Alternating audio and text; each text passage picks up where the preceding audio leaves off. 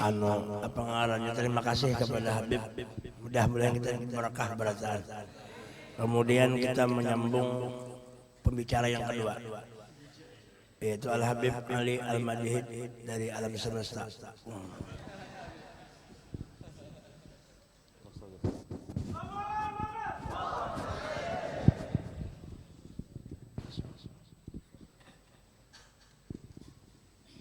Berapa menit? 2 jam. Masya Allah. Assalamualaikum warahmatullahi wabarakatuh. Alhamdulillah wassalatu wassalamu ala sayyidina Rasulillah wa ala alihi wa sahbihi wa man walah.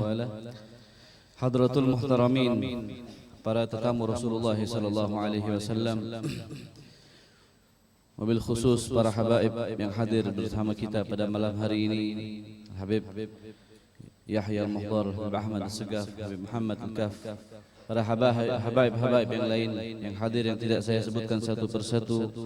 Kemudian wabil khusus Habib yang di belakang tadi, siapa tu? Wabil khusus sahibul majlis yang kita hormati, guru kita bersama Kiai Haji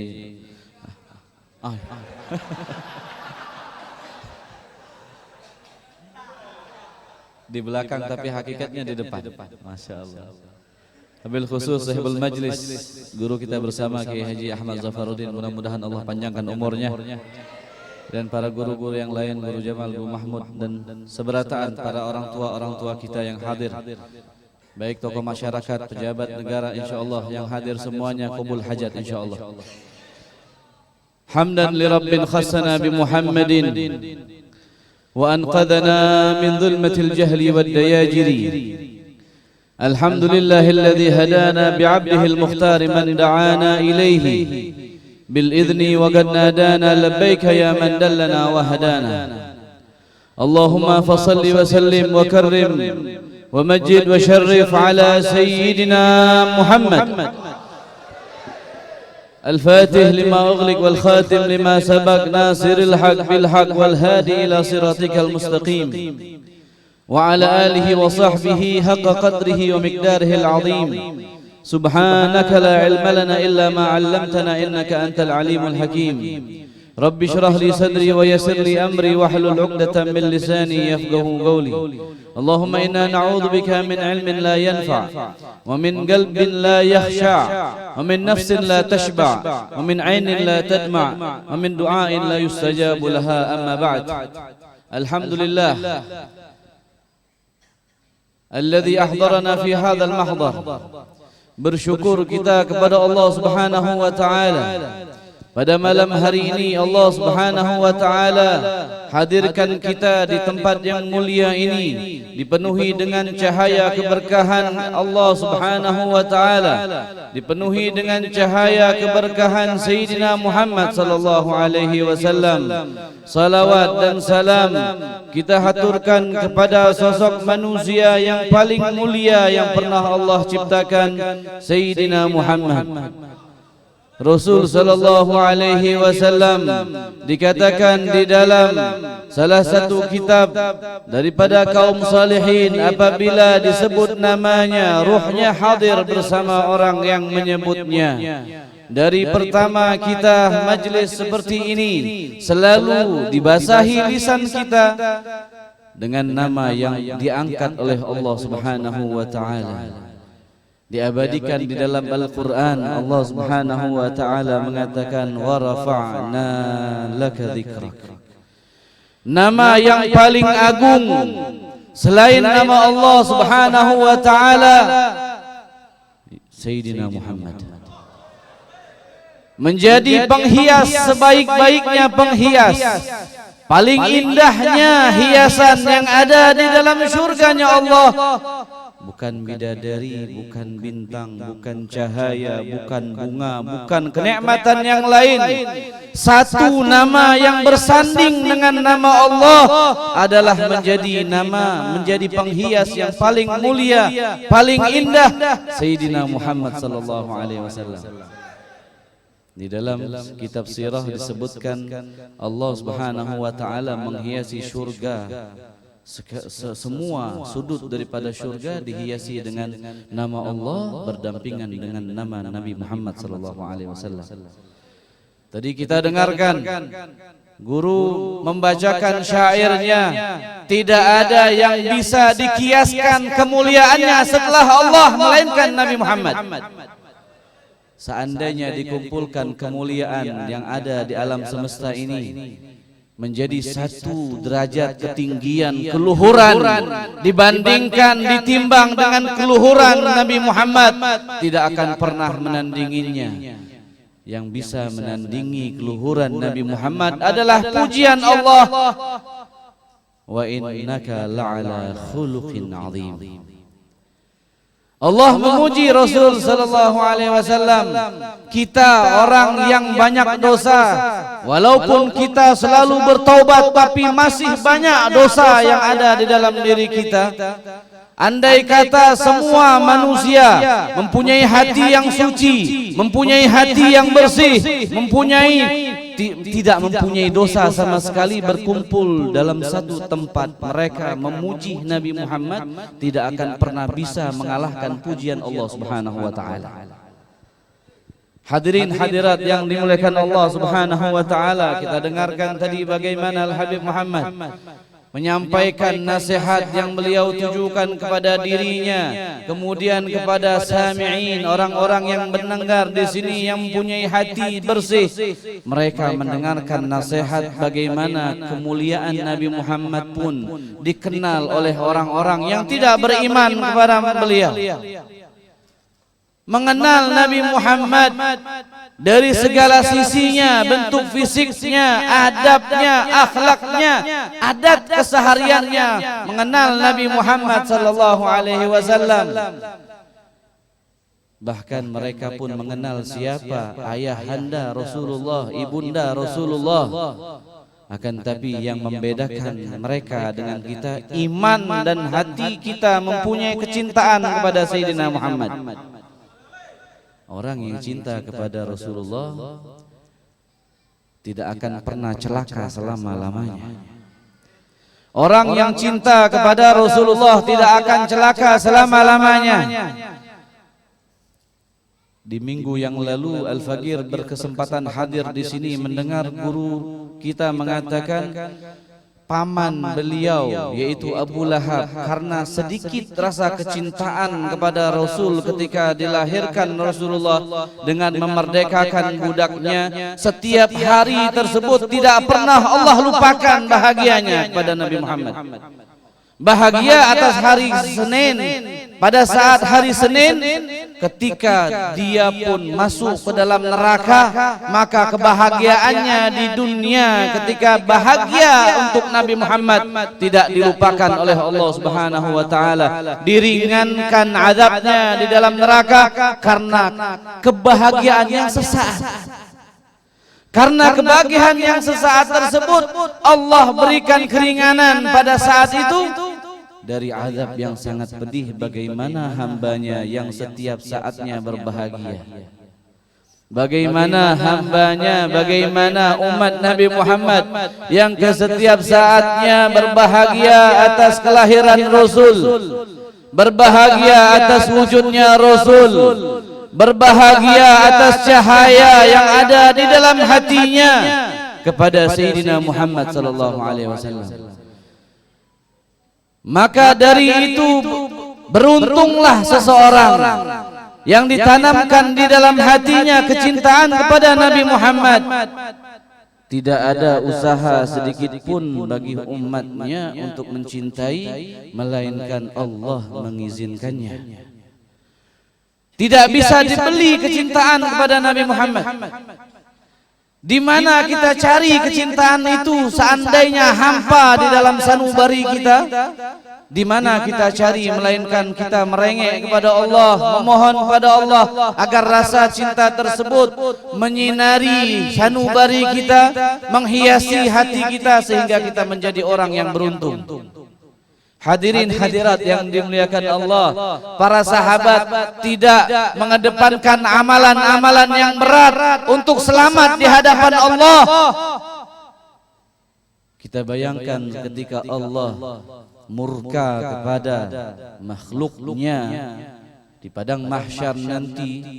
Para nabi pun mengatakan, aku tidak pernah melihat Allah murka semurka ini sebelumnya. Di padang mahsyar pada saat itu para rasul pun mengakui Allah murka, sehingga mereka pun mengatakan Allah tidak pernah murka semurka ini sebelumnya. Akan tapi Allah akan berikan tempat khusus kepada mereka-mereka yang di dalam hatinya mempunyai cinta kepada Sayyidina Muhammad. Kalau di dunia ada tempat khusus VIP yang didapatkan oleh orang-orang khusus, nanti kelak di hari kiamat di padang mahsyar pun Allah Subhanahu wa taala akan mengumpulkan mereka yang ada di dalam darahnya, dalam hatinya, dalam pikirannya Sayyidina Muhammad sallallahu alaihi wasallam, cinta kepada Rasulullah, maka mereka akan dikumpulkan bersama Nabi Muhammad tahta liwa'il hamd. Ketika Rasulullah sujud di hadapan Allah, semua orang sedang gelisah. Para nabi, para rasul pun memikirkan diri mereka masing-masing. Nabi Muhammad di bawah arsy-Nya Allah, sujud di hadapan Allah, sujud di hadapan Allah, menangis. Diilhamkan oleh Allah pada saat sujud tersebut pujian yang tidak pernah Allah ilhamkan sebelumnya, untuk meredam murkanya Allah. Rasulullah sujud meredam murkanya Allah pada saat itu. Murkanya Allah redam kepada Nabi Muhammad, kepada para pengikutnya, kepada para pencintanya, sehingga dikumpulkan bersama Nabi Muhammad sallallahu alaihi wasallam.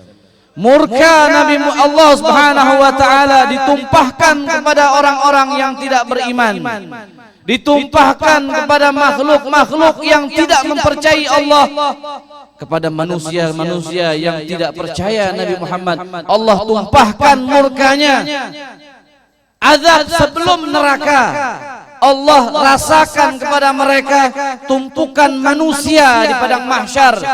Di dalam riwayat 70.000 tumpukan manusia, satu sama lain menginjak yang lainnya, sehingga yang mencintai Nabi Muhammad mendapatkan tempat khusus. Mereka ikut sujud bersama Nabi Muhammad di belakang. Huwa nur Allah Subhanahu wa taala. Tidak ada yang bisa mendaftarkan dirinya dengan kekayaan dirinya, dengan pangkat dirinya, dengan jabatan dirinya. Pada saat itu tidak manfaat harta, tidak manfaat jabatan, tidak manfaat apapun.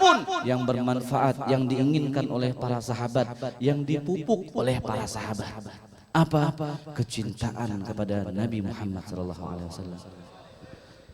Jikalau kita sodorkan kepada Allah harta, jabatan, kekayaan dan lain sebagainya, tidak akan pernah diterima oleh Allah pada saat itu. Habis masanya, selesai. Akan tetapi ketika kita memajukan atau menyodorkan rasa cinta kita kepada Nabi Muhammad yang dimiliki oleh para sahabat, yang mereka selalu ingin berdampingan dengan Nabi Muhammad SAW, maka Allah akan kumpulkan bersama Rasulullah SAW. Panas di padang mahsyar, sejuk bersama Nabi Muhammad di bawah arsy-Nya Allah. Tenggelam di keringat di padang mahsyar, dijauhkan dari keringat tersebut, selamat di bawah arsy-Nya Allah bersama Nabi Muhammad sallallahu alaihi wasallam. Ya Muhammad, irfa' rasak, wahai Muhammad, angkat kepalamu, wasal tu'ta, mintalah aku akan berikan, wasfa'atu syafa', syafaati mereka wahai Muhammad, maka aku berikan syafaat kepada mereka. Sallu ala Muhammad, sallu ala Muhammad. Hadirin hadirat yang dimuliakan Allah Subhanahu wa taala, sahabat tidak ingin berpisah dengan Rasul. Banyak daripada kisah para sahabat yang mana mereka bahkan tidak bisa makan, tidak bisa minum ketika mereka tidak melihat wajah Rasulullah. Di dalam peperangan sekalipun mereka tidak mau berpisah dengan Nabi Muhammad, tidak ingin berpisah jauh dengan Rasulullah. Di dalam diri mereka banyak sekali luka-luka yang mereka dapatkan dari perang sebelumnya. Lemah, sakit. Di sana sini masih belum kering luka mereka. Bahkan darah mereka pun belum sempat dibersihkan. Tertatah titih mereka berjalan untuk mendatangi Rasulullah sallallahu alaihi wasallam dalam suatu peperangan. Mereka peperangan antara peperangan dengan Madinah, jauh jaraknya. Satu sama lain saling menolong, membopong saudaranya untuk pulang ke kota Madinah. Rasulullah sampai terlebih dahulu, ada dua saudara yang belum sampai ke rumah mereka. Ketika sampai setelah Rasulullah beberapa hari, mereka pun sampai ke rumahnya ingin berniat beristirahat, mengeringkan luka mereka. Dua adik kakak ini pun saling membantu mengobati luka-luka yang mereka dapatkan berperang bersama Nabi Muhammad. Belum sempat mereka membersihkan darahnya, belum menjahit luka dari pedang yang disayat oleh musuhnya Allah kepada jasad mulia mereka. Mereka pun mendengar seruan perang kembali bersama Nabi Muhammad. Wahai para sahabat, saat ini Rasulullah keluar panggilan perang. Baru sampai ke rumah mereka, hadirin hadirat. Baru sampai dua saudara ini ke rumah mereka. Mereka mendengar seruan perang. Keluar mereka. Tidak mereka bersihkan darah ataupun luka mereka kering dahulu, tapi mereka keluar. Di mana Rasulullah mereka akan ikut. Akhirnya mereka pun ikut di belakang barisan Nabi Muhammad SAW. Sampai di medan perang, di tempat berperang berjumpa dengan musuh, Rasulullah biasanya mengabsen satu persatu tahdir. Fulan mana dilihat oleh Nabi Muhammad. Rasanya dua saudara tersebut, kata Rasulullah, tidak ikut peperangan kita saat ini. Cari dua saudara tersebut. Mana dua orang itu? Panggil, datangkan padaku. Ya Rasulullah, mereka tidak ada. Rasulullah pun berubah mukanya seraya mengatakan, andai kata mereka datang, suruh masuk ke dalam kemahku. Satu hari kemudian dua saudara tersebut datang, sahabat yang sudah diamanahkan oleh Rasul. Wahai fulan, Rasulullah memanggilmu. Datang dua saudara tersebut, adik kakak datang ke dalam khemahnya Rasul. Rasulullah pun mengatakan, ahlan wa sahlan. Silahkan duduk, kata Rasul. Duduk berdua sahabat tersebut dengan keadaan yang tidak normal. Bukan orang yang sehat duduknya. Satu duduk, yang satunya lagi belum duduk karena membantu saudaranya yang duduk tadi. Sakit semua badannya. Belum kering lukanya. Dikatakan oleh Rasulullah, ditanya, wahai fulan, aku tidak pernah mendapatkan engkau berdua ini terlambat di dalam peperangan. Kenapa saat ini engkau terlambat? Kenapa terlambat dari barisanku, kata Nabi Muhammad. Maka kedua orang tua itu pun menangis, ya Rasul, tidak pernah kami sekalipun berniat untuk satu langkah mundur dari barisanmu, wahai Rasul. Akan tetapi yang membuat kami terlambat, luka yang ada di dalam diri kami, sehingga kami pun tidak bisa berjalan dengan normal. Jarak satu hari menjadi 2 hari karena merangkak tertatihnya kami berjalan. Darah belum selesai berhenti, kami pun masih ikut di belakangmu, wahai Rasul. Kami tidak akan pernah selangkah pun mundur dari barisanmu, wahai Nabi Muhammad. Ini sahabat, nyawa mereka korbankan demi kecintaan. Bagaimana Allah mau melupakan rasa cinta itu? Kafir yang betul-betul Allah abadikan namanya. akan tapi diberikan keringanan. Bagaimana para sahabat yang rela mati? Ada seseorang perempuan menyamar jadi laki-laki dalam peperangan Uhud yang dilarang oleh Rasulullah di barisan depan. Wanita tersebut memakai pakaian perang yang lengkap sehingga tidak terlihat dia itu perempuan. Tapi dari gerak-geriknya dilihat oleh sahabat dia perempuan. Setelah peperangan ditanya oleh Rasulullah, siapa di barisan tersebut? Si fulanah wahai Rasul. Kata Rasulullah, nafasnya pun sudah dicium oleh malaikat di dalam surga. Sallu ala Muhammad. Hadirin hadirat yang dimuliakan Allah Subhanahu wa taala, satu hadis yang selalu dibanggakan oleh para sahabat. Bahkan Sayyidina Abu Hurairah pernah mengatakan, kami tidak pernah merasakan kegembiraan lebih daripada hari raya, kata Abu Hurairah.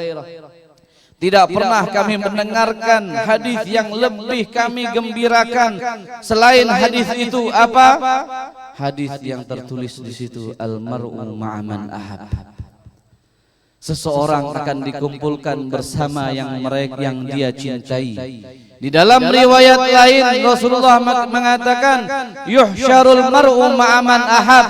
Seseorang akan dibangkitkan bersama orang yang dia cintai.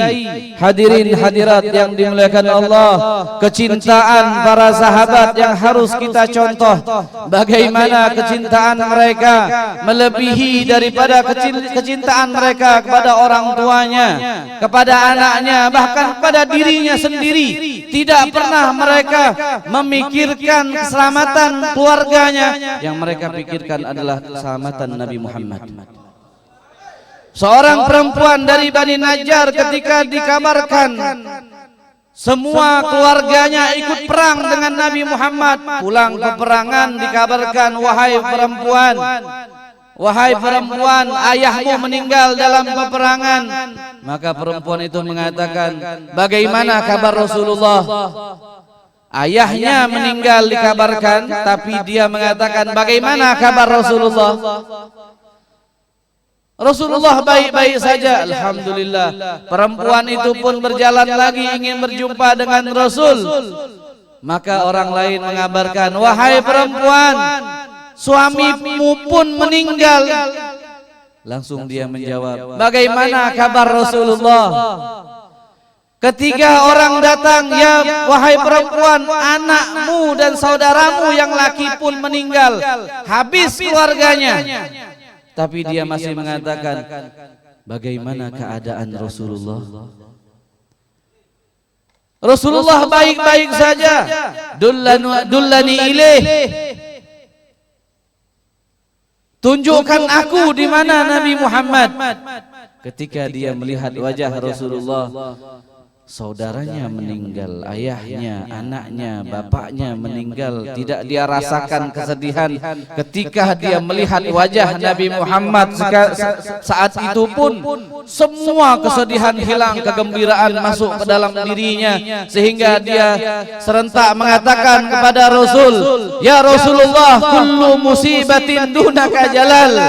Wahai Rasulullah, musibah sebesar apapun yang aku rasakan ketika aku melihatmu dalam keadaan baik-baik saja, musibah itu bukan tertimpa padamu, ringan bagiku wahai Rasul.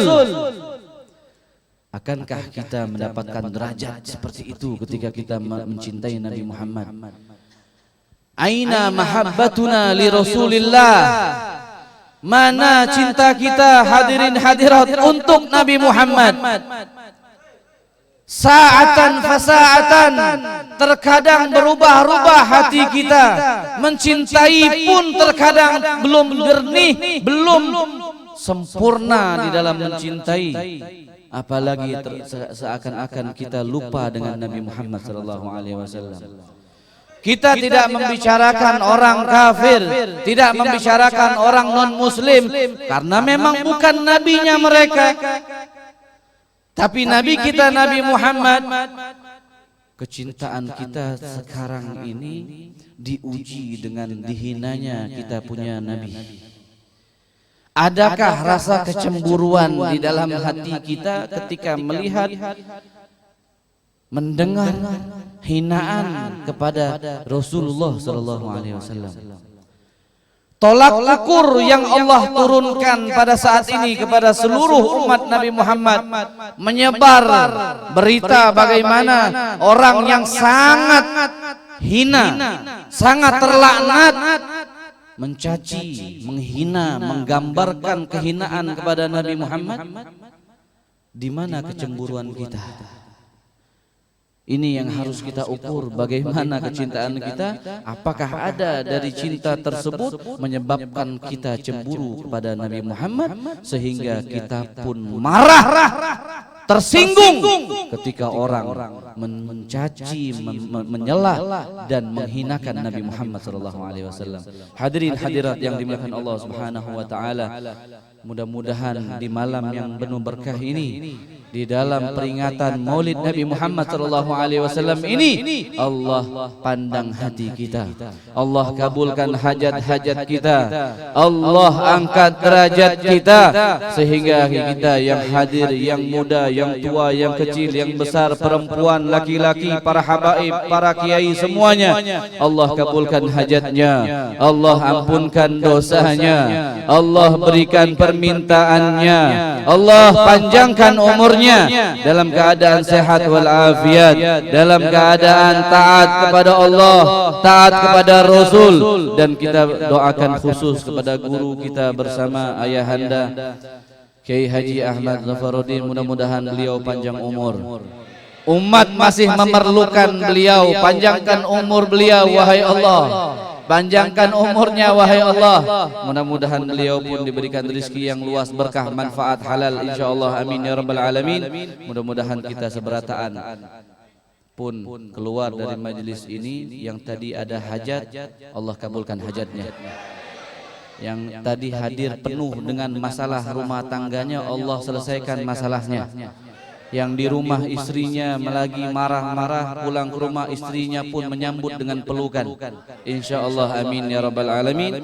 Ini saja yang bisa Al-Fakir sampaikan, lebih kurang minta maaf, minta halal, minta ridha kalau ada kata-kata yang kurang beradab. Wal afu minkum. Wassalamualaikum warahmatullahi wabarakatuh.